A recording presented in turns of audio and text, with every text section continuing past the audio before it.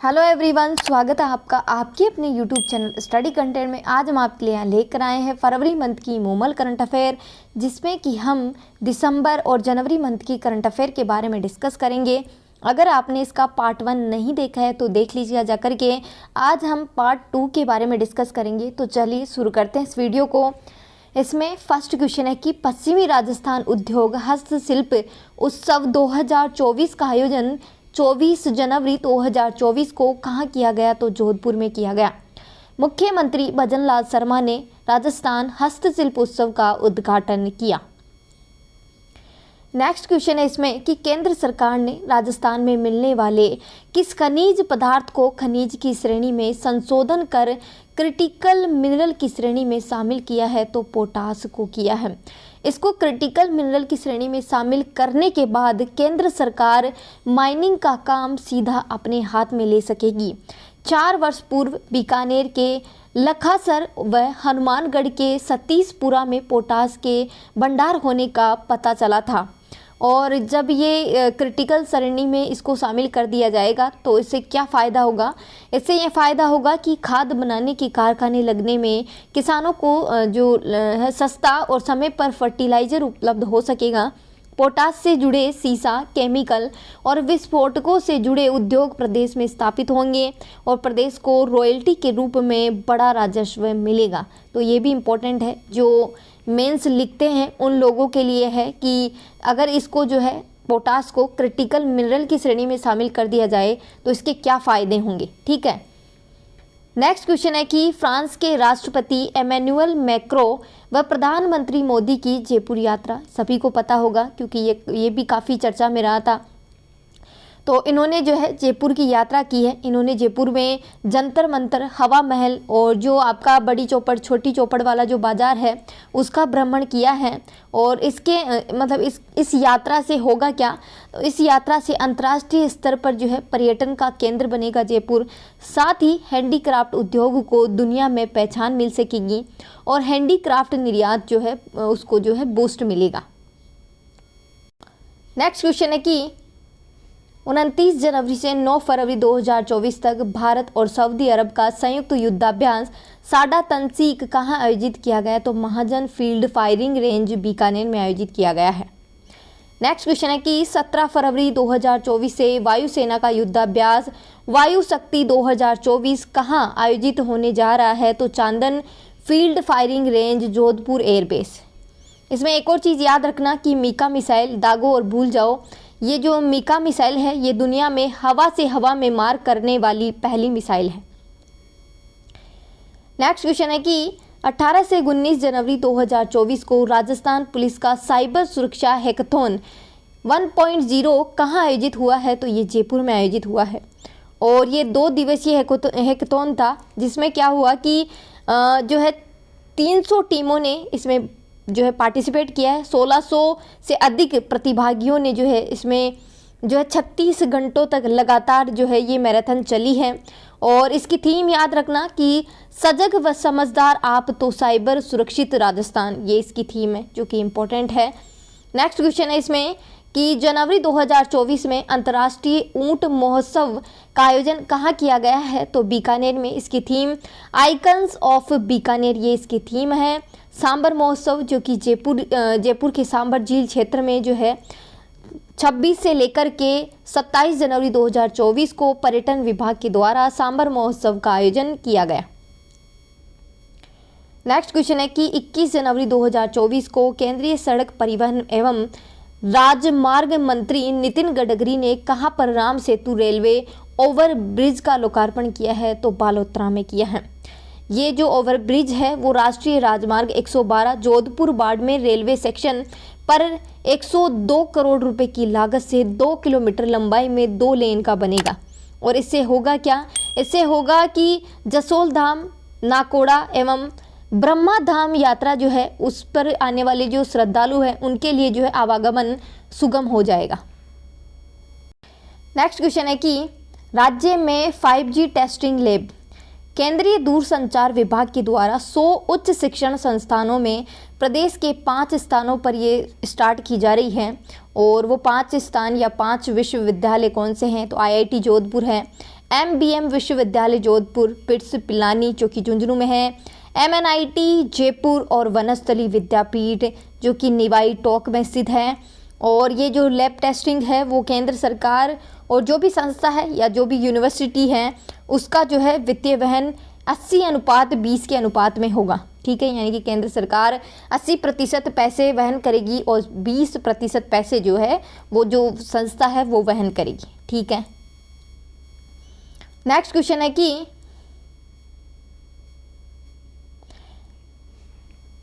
Council of energy environment and water की report 2012 से लेकर के 22 तक ये जारी की गई है। देश की 55% तहसीलों में पिछले दशक यानी कि 2012 से लेकर के 22 तक में बारिश में 10% से अधिक की बढ़ोतरी दर्ज की गई है। जून से सितंबर के दौरान 30% की वृद्धि दर्ज की गई है। और इसमें ये देखा गया है कि पश्चिमी राज्यों में जो है बारिश बढ़ रही है जबकि पूर्वी राज्यों में बारिश कम हो रही है, जिसमें आपके जो है गुजरात, राजस्थान है एवं मध्य महाराष्ट्र में बारिश 10% से भी अधिक जो है बढ़ोतरी दर्ज की गई है। अब बात करते हैं राजस्थान की। देखिए, इन्होंने ये डाटा दिया है तो पूछा जाएगा, इसलिए जो है एक एक चीज़ याद कर लेना। इसमें से राजस्थान, जैसलमेर, बाड़मेर और बीकानेर में 80% तक बारिश बढ़ी है। बीते 10 सालों में पूरे राजस्थान में मानसूनी बारिश बढ़ी है, लेकिन जैसलमेर से धौलपुर तक यानी कि पश्चिम से पूर्व की ओर जाते हैं तो ये ग्राफ जो है नीचे आ रहा है, यानी कि पश्चिमी जिलों में तो बारिश बढ़ी है लेकिन जो आपके पूर्वी जिले हैं उधर जो है बारिश कम हुई है। नेक्स्ट है कि बीते 10 सालों में कहाँ कहाँ पर कितनी बारिश बढ़ी है, तो वो सारा डेटा दिया गया है। जगह भी दी गई है, तो जैसलमेर शहर में 79%, जिले की पोखरण तहसील में 73% और फतेहगढ़ में 74%। देखिए, अगर आपसे क्वेश्चन पूछा जाए नए जिलों के अकॉर्डिंग तो वैसे तो अभी मतलब कुछ भी उनका वो नहीं हुआ है कि उन्होंने मैपिंग कर दी है, मैपिंग नहीं हुई है अभी तक, उन्होंने बस घोषणा की है। लेकिन अगर फिर भी पूछा जाता है तो आप ये चीज़ें याद रखें। ये जो स्पेशल मतलब जैसलमेर ज़िले में जो स्पेशल जगह दी गई है जैसे पोखरण, फतेहगढ़, तो उन चीज़ों को भी याद रखें आप। ठीक है, तो बाड़मेर शहर में 62%, जिसमें गुड्डा मलानी 70% और गडरा रोड 66%। जोधपुर शहर में 46% की वृद्धि हुई है। लोहावट तहसील में 41% की और बालेसर में 42%। पाली शहर में 20% और पाली शहर के जिले रानी में 54% और सुमेरपुर में 47%। सिरोही शहर में 41% और रेवदर तहसील जो है उसमें 49%। जालोर शहर में 47%, सांचौर में 61%, रानीवाड़ा में 46% और भीनमाल में जो है 46%। हनुमानगढ़ की बात करें तो 16%, जयपुर में 14%, श्रीगंगानगर में 20%, नागौर में 30%, चूरू में 13%, सीकर में 13% और अजमेर में 8%। हाड़ौती क्षेत्र की बात करें तो 30 से 40% बढ़ोतरी और बीकानेर में 46%, खाजूवाला में 75% और पूगल में 66% की वृद्धि दर्ज की गई है। देखिए, ये परसेंट देख के थोड़ा कन्फ्यूजन होगा क्योंकि अच्छे से याद नहीं होंगे ये एक बारी में, तो एक दो बार जब देख लेंगे तो क्वेश्चन तो ज़रूर अटेम्प्ट कर ही लेंगे, क्योंकि ये थोड़ा क्यों ना परसेंट का थोड़ा सा इसमें जो इशू हो जाता है, क्योंकि वो कौन से ज़िले की क्या परसेंट है, क्योंकि ये मैच भी तो हो रही है ना, तो किस ज़िले की क्या परसेंट है ये थोड़ा सा ध्यान करके देख लेना। एक दो बार जब पढ़ोगे तो इसकी हैबिट हो जाएगी और याद हो जाएगा। नेक्स्ट है इसमें कि CEEW की decoding India's changing monsoon pattern नामक रिपोर्ट जो है पूरे देश में 4500 से अधिक तहसीलों में 40 वर्षों के दौरान हुई बारिश की अपनी तरीके का ये एक पहला अध्ययन है। ठीक है, नेक्स्ट क्वेश्चन है इसमें कि युद्धाभ्यास डेजर्ट साइक्लोन 2024 कब आयोजित किया गया, ये नहीं पूछा जाएगा। कहाँ आयोजित किया गया ये पूछा जाएगा। महाजन फील्ड फायरिंग रेंज बीकानेर में। ये किनके मध्य हुआ ये भी पूछा जाएगा। भारत और UAE की सेनाओं का संयुक्त युद्धाभ्यास है। ठीक है, नेक्स्ट क्वेश्चन है कि अमृत भारत एक्सप्रेस ट्रेन, वंदे भारत जैसी आधुनिक सुविधा वाली इस नई ट्रेन को रेलवे ने मान्य सामान्य ट्रेनों में बदलाव कर इसको तैयार किया है। ये पहली ट्रेन है जो कि अयोध्या में चलाई जा रही है। इसमें 22 कोच हैं, नॉन एसी है और सीसीटीवी कैमरा लेस है। कवच सिस्टम भी लगाया गया है इसमें, और देश की पहली पुश पुल ट्रेन है ये। इसमें 2 इंजन हैं और इस ट्रेन की रफ्तार 130 किलोमीटर प्रति घंटा है। नेक्स्ट क्वेश्चन है कि रावण हत्ता वाद्य यंत्र ये क्यों चर्चा में है? क्योंकि 22 जनवरी 2024 को अयोध्या में श्री राम जन्मभूमि प्राण प्रतिष्ठा का जब समारोह हुआ, उससे पहले 2 घंटे पहले मंगल ध्वनि का आयोजन किया गया। इसमें जो है 25 प्रमुख दुर्लभ वाद्य यंत्रों के मंगल वादन से मंगल ध्वनि का कार्यक्रम कराया गया, जिसमें राजस्थान का रावण हत्ता जो है शामिल किया गया। रावण हत्ता जो है तत्व वाद्य यंत्र है और इसके बारे में जो है कुछ चीज़ें जान लेते हैं क्योंकि इम्पोर्टेंट है। रावण हत्ता भोपों का मुख्य वाद्य है। बाबूजी की फड़ को वाचन करते समय भोपे रावण हत्ते का प्रयोग करते हैं। इसकी बनावट देखें कि ये कैसे बना हुआ है, तो ये बिल्कुल सरल किंतु स्वर में सुरीला होता है।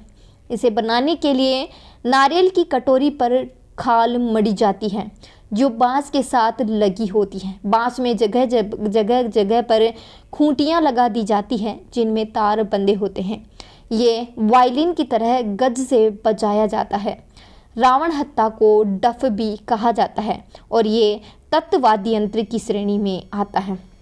अब बात करते हैं तत्ववाद्य यंत्र की श्रेणी में आने वाले यानी कि जो और भी वाद्य यंत्र है उनके बारे में भी डिस्कस कर लेते हैं। ठीक है, उनके नाम मैं बता देती हूँ। ठीक है, स्वरों की उत्पत्ति इसमें जो है तारों से होती है। तत् का मतलब ये होता है, और इसमें जो है एकतारा, सारंगी, रावण हत्ता, कामायचा, तंदूरा, जंतर, भपंग, रबाब, रबाज, रबाब, चिकारा और सुरिंदा, दुकाको, ये जो वाद्य यंत्र है ये तत्ववाद्य यंत्र के अंतर्गत आते हैं। तो इतनी डिटेल आप लोग इसके बारे में याद कर लेना क्योंकि इम्पोर्टेंट था, इसलिए इतनी डिटेल बताई है। नेक्स्ट क्वेश्चन है कि प्रथम एजुकेशन फाउंडेशन की एनुअल स्टेटस ऑफ एजुकेशन असर रिपोर्ट 2023 जारी की गई है, जिसके अंतर्गत भीलवाड़ा में प्रथम एजुकेशन का सर्वे हुआ। इस सर्वे के अकॉर्डिंग 14 से लेकर के 18 साल तक के 80% युवा स्मार्टफोन से मनोरंजन में व्यस्त हैं और ये काफ़ी दुख की बात है। देश के 25% युवा क्षेत्रीय भाषा में कक्षा 2 स्तर का पाठ धारा प्रवाह नहीं पढ़ पा रहे हैं, ये भी बड़ी दुख की बात है। 57.3% युवा अंग्रेजी का वाक्य पढ़ तो पा रहे हैं लेकिन वो समझ नहीं पा रहे हैं। नेक्स्ट इसमें कि भीलवाड़ा में ये आया सामने और इसमें जो है 17 से लेकर के 18 वर्ष तक की आयु के 27% लड़कियों की तुलना में 27.1% लड़के फॉर्मल शिक्षा संस्थान में नामांकित नहीं है। 14 से लेकर के 18 वर्ष तक के युवाओं में 75.6% कक्षा 2 का पाठ पढ़ पाए हैं। बताओ, मतलब 14 से लेकर के 18 साल तक के बच्चे जो कक्षा 2 का पाठ नहीं पढ़ पाए हैं 25%, ये बड़ी सोचने वाली चीज़ है। ठीक है, शिक्षण संस्थानों में नामांकित 83.3%, 16.7% कहीं भी नामांकित नहीं है। 45.6% अंग्रेजी की जांच में कम से कम वाक्य पढ़ पाए, बस इतना ही कर पाए हैं। सरकारी संस्थान में नामांकित 74.8%, 36.1% गणित की जांच में कम से कम भाग कर पाए, बस इतना ही कर पाए।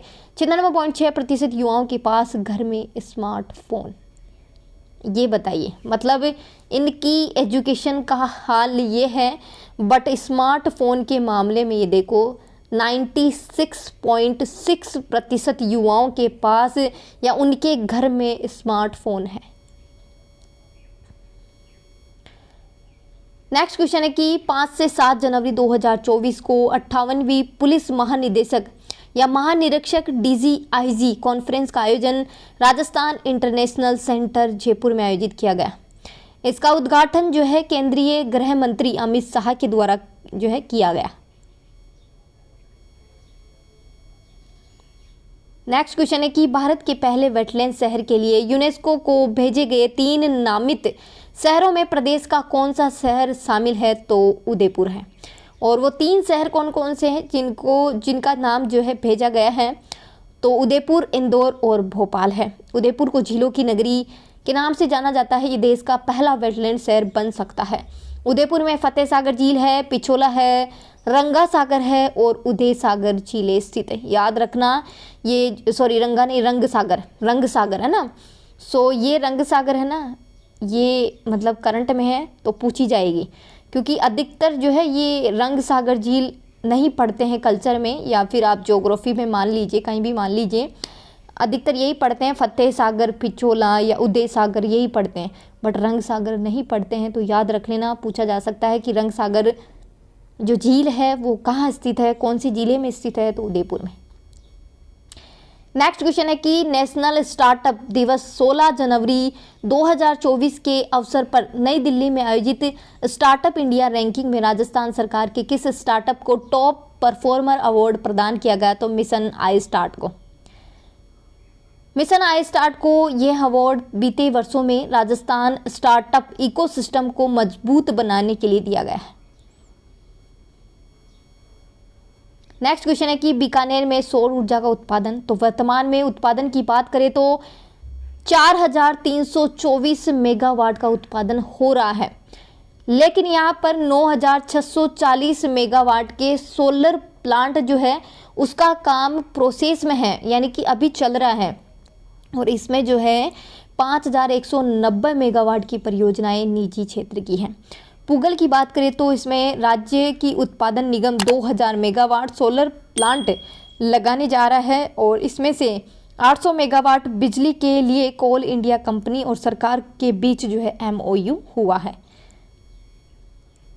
नेक्स्ट है कि Rajasthan solar development company limited ने पूगल में 1000 और छत्तरगढ़ में जो है 450 मेगावाट का प्लांट जो है ये कंपनी वहाँ पर लगाएगी, और इसकी मतलब जो वर्तमान क्षमता है और जो प्रोसेसिंग का कार्य चल रहा है, इन दोनों को मतलब ये दोनों अगर ये कार्य पूर्ण रूप से जो है पूरा हो जाएगा तो उसके बाद जो है बीकानेर में 13,964 मेगावाट सौर ऊर्जा का उत्पादन हो सकेगा, और उस समय बीकानेर सौर ऊर्जा उत्पादन वाला विश्व का पहला जिला बन जाएगा। ये चीज़ याद रखना। नेक्स्ट क्वेश्चन है कि प्रदेश का पहला हाइड्रो एनर्जी पंप प्रोजेक्ट कहाँ स्थापित होने जा रहा है? तो शाहबाद बारा में। बारा के शाहपुरा में बारिश के पानी से बिजली बनाई जाएगी, और यहाँ पर 1800 मेगावाट क्षमता का प्रोजेक्ट लगाया जाएगा। इस प्रोजेक्ट में जो है 3 वर्ष पूर्व ये स्टार्ट हुआ था, और इसके लिए जो है वन्यजीव कंजर्वेशन को मंजूरी के लिए जो है प्रक्रिया जारी है, और इसमें जो है कुल 407 हेक्टेयर वन भूमि अधिग्रहित होगी। नेक्स्ट है इसमें कि पंप हाइड्रो पावर प्रोजेक्ट। इस प्रोजेक्ट में बारिश के दौरान कूनो नदी से पानी पहाड़ी पर बनाए गए स्टोरेज से पानी गिरा करके टरबाइन घुमाया जाएगा।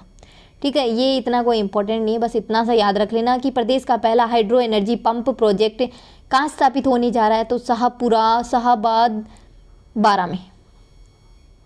नेक्स्ट क्वेश्चन है इंपॉर्टेंट है। केंद्रीय आवास एवं शहरी मंत्रालय के द्वारा 11 जनवरी 2024 को जारी किए गए वार्षिक स्वच्छता सर्वेक्षण रैंकिंग 2023 में प्रदेश को कौन सा स्थान मिला है? तो 25वां स्थान मिला है। पिछली बार ये रैंकिंग क्या थी? तो ये 8वें स्थान पर था, और इसमें नंबर 1 पे है महाराष्ट्र। टॉप 10 में राजस्थान का कोई भी शहर शामिल नहीं हुआ है। इस बार जो है 4477 शहरों को जो इस सर्वेक्षण में शामिल किया गया। दुनिया का सबसे बड़ा शहरी सर्वेक्षण है, इसमें 40.9 करोड़ आबादी का हिस्सा शामिल रहा। द्रौपदी मुर्मू ने जो है जनवरी को ये अवार्ड विजेताओं को प्रदान किए गए हैं। देश के सबसे स्वच्छ शहरों में इंदौर लगातार 7वीं बार टॉप पर रहा, और इंदौर के साथ ही सूरत, गुजरात भी संयुक्त रूप से इसमें शामिल रहे। 1 लाख से कम आबादी वाले राज्यों में सासवड़ महाराष्ट्र अव्वल पर रहा। देश के साफ सुथरे टॉप 10 शहर इंदौर, सूरत, और इसमें जो है नवी मुंबई, यानी कि सेकंड 2 पर कोई नहीं है, तो ये भी क्वेश्चन बन सकता है। विशाखापट्टनम, फिर भोपाल, विजयवाड़ा, नई दिल्ली, तिरुपति, ग्रेटर हैदराबाद और पुणे। राजस्थान की बात करें तो इसमें कचरा मुक्त शहर श्रेणी में 240 निकायों में से केवल 3 निकायों ने जगह बनाई है, जिसमें डूंगरपुर को 3 स्टार रेटिंग के साथ ही ये शहर 3 स्टार रेटिंग वाला शहर है। ठीक है, डूंगरपुर, नाथद्वारा व उदयपुर को 1 स्टार रेटिंग मिली है। डूंगरपुर को ODF++ खिताब दिया गया है। इंपॉर्टेंट याद रख लेना। हेरिटेज नगर निगम जयपुर को उत्कृष्ट कार्य के लिए सम्मानित किया गया। अब देखिए प्रदेश के शहरों की जो है रैंकिंग है, अगर इन्होंने दी है इतनी मेहनत करके तो उतनी ही मेहनत आपसे भी करवाएंगे और पूछेंगे। 1 लाख से कम आबादी वाले शहरों में डूंगरपुर की रैंकिंग 551, नाथद्वारा 561। 1 लाख से अधिक आबादी वालों में जयपुर नगर निगम 171, उदयपुर 206, अजमेर 214, कोटा दक्षिण 256, बारा 283, जयपुर नगर निगम ग्रेटर 173, जोधपुर 210, कोटा उत्तर 244, सीकर 281, भरतपुर 285। प्रदेश की रैंकिंग की बात करें तो 25वीं रैंकिंग है